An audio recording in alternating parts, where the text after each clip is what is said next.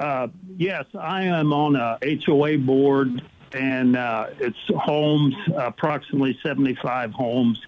And our problem, we're talking about parking on the street. Now, on our plat, our roads are private. They are not city-owned or county-owned or state-owned. And I was curious. I've heard both sides that this law on January 1st does not include us about parking on the street. That's a problem at night. Tony, I want to turn this over to Attorney Patrick Burton. And Patrick, earlier we defined as unless if it's a gated community, then they're private roads, and yet here Tony is not in a gated community, but somehow he's trying to define these as private roads because of the plat. Is that true or not true? It could be. It is possible to have private roads that are not gated. That can happen in associations, and it sounds like, Tony, that's what's going on in your situation. So let me preface what I'm about to say with that this is a brand new law. It has been out for less than 2 weeks now. There is no legislation on this at all. So there's always a little bit of a caveat there where we don't know what judges are going to do with it. So I'm not surprised that you've heard differing interpretations of how this is going to play out in practice.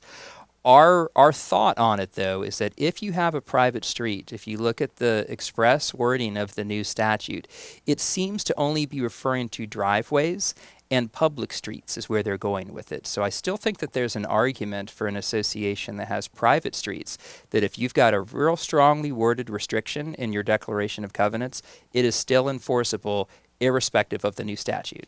Hey, Tony, is your goal to keep commercial vehicles off your private street, or is it your goal to keep all cars off the private street? Well, we have some people with most of the driveways will hold 2 cars, and they all have garages, but most of them have stuff in their garages, so they end up owning 4 cars, and then they have to park on the street, and it's against our rules and regulations. Now, we've been kind of lax on it, but we have towed cars in the past, had them towed in.